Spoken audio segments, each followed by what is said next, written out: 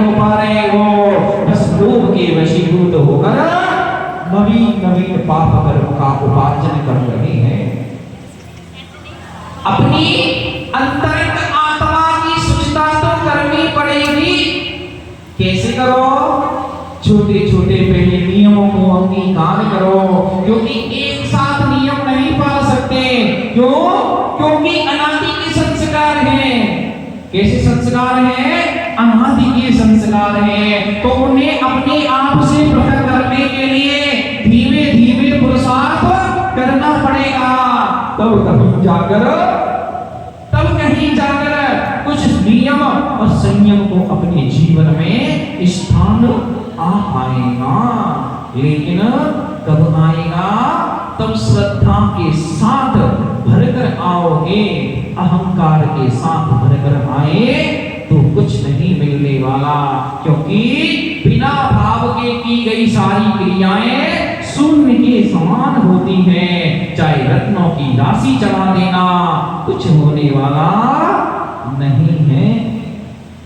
भावों के साथ एक दाना भी चढ़ाओ तो पुण्य का बंध होकर अरहंत जैसी अवस्था को भी प्राप्त कर पाओगे।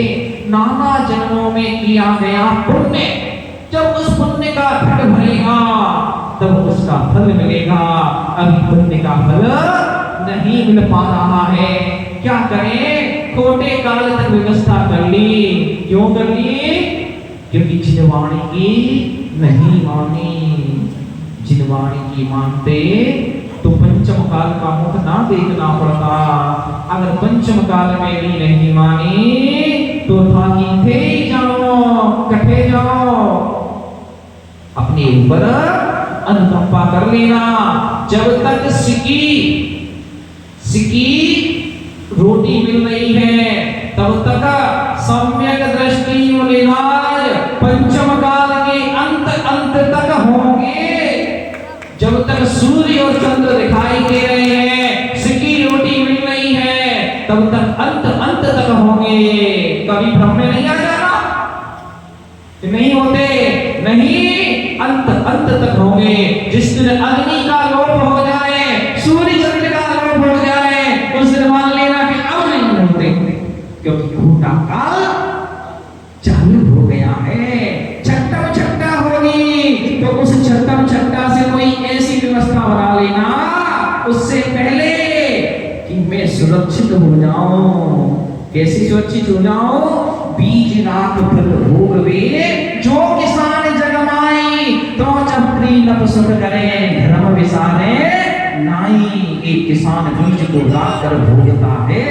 हमने पूरा भोग लिया तो होगा क्या? इसलिए अपने लिए पुण्य रूपी फसल को बोते जाना।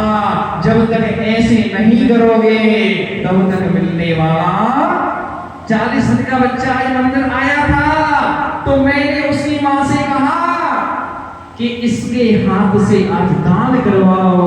आज ये जैन कुल का असली जैनी हो गया, क्योंकि अभी तक तो केवल जन्म लिया था।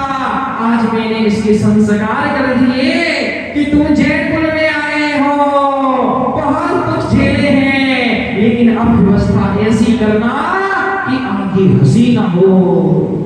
जब हम आए जगत में, जग हंसिया हम रोए, अब करनी ऐसी करो आगे हंसी ना होए।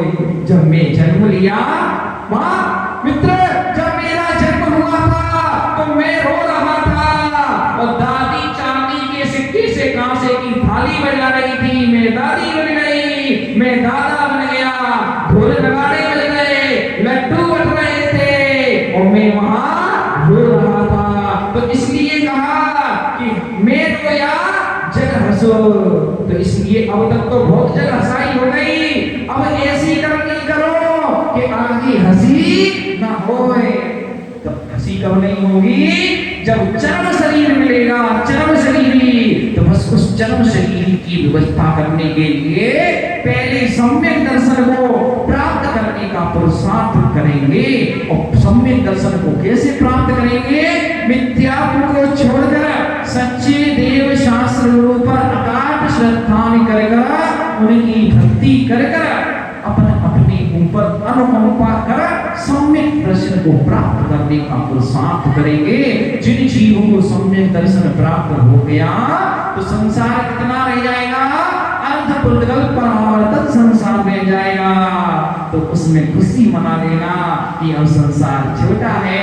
अभी जन्मदिन की खुशी मनाते हो, हैप्पी बर्थडे टू यू, अरे ना जाने कितने और जन्म लेने हैं, किसका टू यू, ना जाने कितनी और माँ की गोदी में खेलना है, ना जाने कितनी और बालकों को गोदी में खिलाना है। इसलिए जन्म ये है, उपाधि नहीं है। जब तीर्थंकर जैसा जन्म मिल जाए, चरम शरीर जैसा जन्म मिल जाए, तब कहेंगे अब उपाधि है। क्यों? अब तो अंतिम शरीर मिला है, इसी भव से मोक्ष जाऊंगा। हमको भी ऐसी ही व्यवस्था करनी है, अपने आप की शुचिता कर गए, है ना? क्योंकि बिना तपे दूध का घी नहीं बनता। पहले दूध को पतीले का संयोग दिया, फिर उस पतीले को अग्नि का संयोग दिया, तब कहीं जाकर वह दूध गर्म हुआ। फिर उस दूध में जामुन दिया, फिर उसको मथ कर नवनीत बनाया, नवनीत के बाद फिर तपाया, तब जाके घृत की प्राप्ति हुई। ऐसे ही ये तपेला है, इसे तप रूपी अग्नि में